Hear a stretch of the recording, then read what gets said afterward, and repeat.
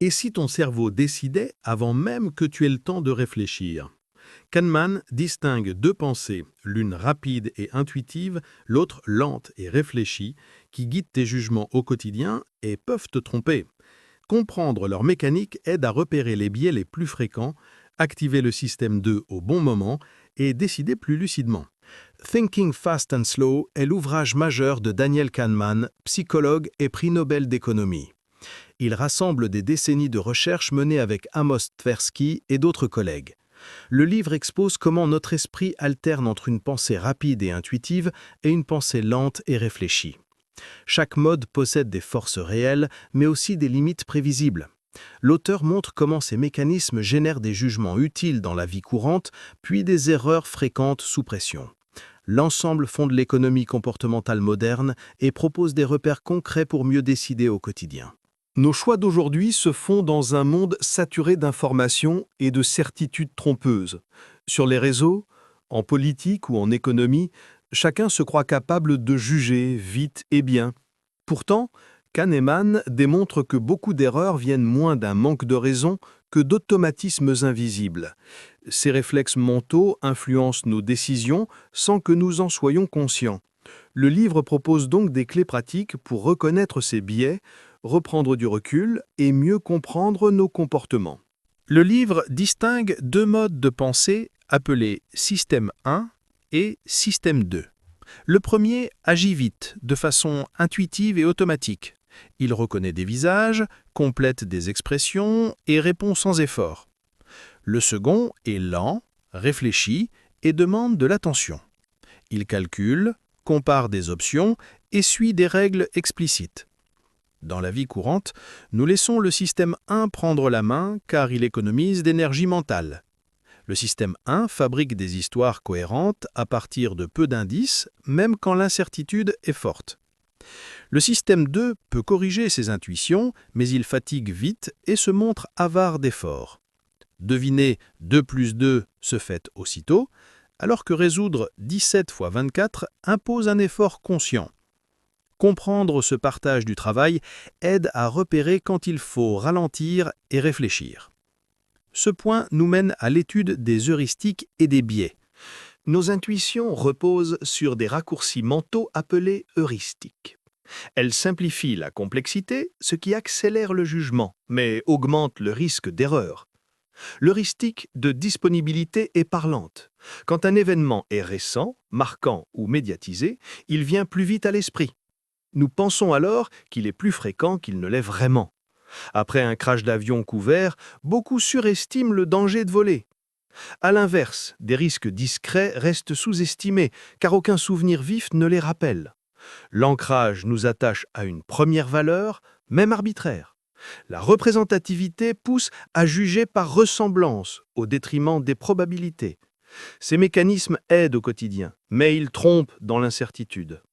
Reconnaître ces réflexes permet d'activer le système 2 quand l'enjeu est élevé. Ce point nous mène à l'excès de confiance et à l'illusion de validité. Nous surestimons souvent la fiabilité de nos jugements rapides. Kahneman appelle cela l'illusion de validité, quand une impression cohérente paraît juste sans preuve solide. Notre esprit aime les histoires nettes et sous-estime le hasard. Cette confiance excessive pousse à agir avec aplomb, même lorsque les données sont faibles. Par exemple, un investisseur croit prévoir le marché parce que son intuition a déjà réussi. Il confond souvenirs marquants et compétences stables, puis ignore les contre-exemples. Le système 2 pourrait vérifier les bases de calcul, mais il se fatigue et cède la place. Pour limiter ce piège, demande une mesure objective, une comparaison historique et une estimation d'incertitude. Ce point nous mène à l'aversion à la perte et à la théorie des perspectives. Perdre fait plus mal que gagner ne réjouit. C'est le cœur de l'aversion à la perte mise en évidence par Kahneman et Tversky avec la théorie des perspectives. Nous évaluons les options par rapport à un point de référence, puis nous surpondérons les pertes. Deux gains équivalents semblent modestes, alors qu'une perte symétrique paraît énorme. Par exemple, beaucoup refusent un pari équitable qui offre autant de chances de gagner que de perdre. Ils exigent un gain potentiel bien supérieur pour accepter le même risque. Cette asymétrie influence l'épargne, la négociation et la vie quotidienne. Pour s'en protéger, déplacer le point de référence et comparer plusieurs cadrages aide à clarifier l'enjeu. La façon de présenter un choix peut renforcer ou atténuer ses effets, ce qui mène à l'étude du cadrage. L'effet de cadrage montre que la forme d'une question oriente la réponse. Deux énoncés équivalents provoquent pourtant des décisions opposées. Dire qu'un traitement a 90% de survie rassure. Dire qu'il a 10% de mortalité inquiète, même si l'information est identique. Notre esprit suit l'émotion déclenchée par les mots et non la logique des chiffres. Les choix changent aussi selon le point de référence. On accepte plus facilement un risque présenté comme une chance de gagner et on le refuse quand il est présenté comme une chance de perdre. Pour mieux décider, reformuler un même problème de plusieurs façons aide à neutraliser l'effet. Comparer les options en valeur absolue et non en slogan réduit la manipulation. Ce point nous mène au rôle du hasard et à la loi des petits nombres. La loi des petits nombres nous fait conclure trop vite à partir de peu. Quand l'échantillon est minuscule, la variabilité explose et le hasard domine. Pourtant, le système 1 cherche des motifs partout et voit de la cause dans le bruit. Nous prenons un succès isolé pour une preuve générale et nous généralisons. Par exemple, une école se croit supérieure après quelques bons résultats d'une classe. La direction copie la méthode partout, puis les performances retombent l'année suivante. Un petit nombre de cas n'assure pas une tendance, il attire l'attention. Pour décider mieux, demandez la taille d'échantillon, l'incertitude et la reproductibilité. Ce biais rejoint notre difficulté à prévoir la régression vers la moyenne. Concrètement, cela éclaire la suite. La régression vers la moyenne rappelle qu'un score extrême a peu de chances de durer.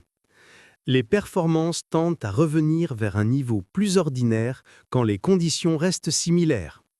Notre esprit confond souvent hasard et cause et invente des explications. Il félicite une méthode après un pic et la blâme dès que le niveau retombe. Par exemple, un élève obtient un résultat exceptionnel un jour, puis un score plus normal le suivant.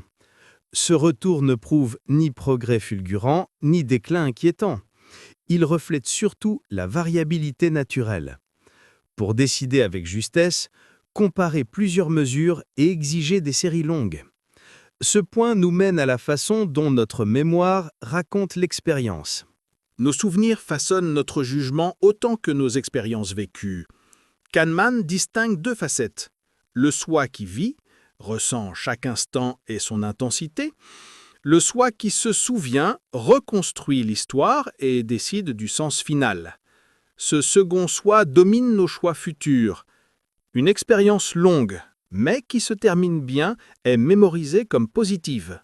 Par exemple, une opération médicale longue, mais dont la fin fut indolore, est jugée moins pénible qu'une plus courte, conclue par une douleur intense. Ce paradoxe explique pourquoi nous privilégions certains souvenirs au détriment de la réalité vécue. Comprendre cette différence aide à relativiser nos impressions et à corriger nos évaluations de vie. Ces limites rappellent l'importance de l'humilité face à nos jugements. Après coup, tout paraît logique et inévitable. C'est l'illusion de compréhension. Notre esprit reconstruit le passé en retirant l'incertitude et en amplifiant les liens causaux. Nous croyons alors avoir vu venir l'événement, alors que nos informations étaient floues. Ce biais renforce les récits trop simples et efface le rôle du hasard. Il pousse à juger durement les autres et à surestimer nos capacités de prévision. Par exemple, après une crise, médias et experts affirment que les signes étaient clairs, alors que personne n'avait de modèle fiable. Pour résister, noter les hypothèses avant l'issue et comparer avec les faits aide à garder l'humilité. D'où la nécessité d'un entraînement conscient pour activer le système 2. Le système 2 n'est pas l'ennemi du système 1. Il le complète quand l'enjeu est élevé. Savoir quand l'activer change tout. La question est floue ou mal cadrée. Les conséquences sont durables et les chiffres ne collent pas. L'émotion déborde. Dans ces cas, ralentir et clarifier l'objectif, reformuler le problème et définir des critères mesurables, lister plusieurs options réalistes, estimer probabilité et coût, puis chercher un avis contradictoire. Par exemple, un chercheur ne se fie pas à son intuition sur une hypothèse. Il contrôle les variables, répète les tests et documente sa méthode. Au quotidien, on peut simuler le choix, fixer un délai et demander un contrôle indépendant. Ce rituel use un peu, mais il évite des erreurs coûteuses. Concrètement, cela éclaire la suite. En résumé, Kahneman décrit une pensée à deux vitesses qui guide nos décisions. Saisir leurs forces et leurs pièges aide à choisir avec plus de calme. Deux systèmes coexistent, l'un rapide et intuitif, l'autre lent et réfléchi. Les heuristiques simplifient, mais elles créent des biais fréquents dans l'incertitude. Les pertes pèsent plus que les gains, le cadrage change nos choix. Les petits échantillons trompent, la régression ramène vers la moyenne. Pour mieux décider, ralentir, quantifier, chercher la contradiction, activer le système 2. Réutilise ces repères quand l'incertitude grandit, compare plusieurs cadrages et vérifie les nombres.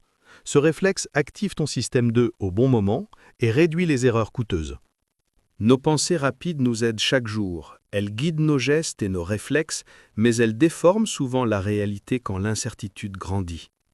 Lorsque l'enjeu est réel, fais une pause.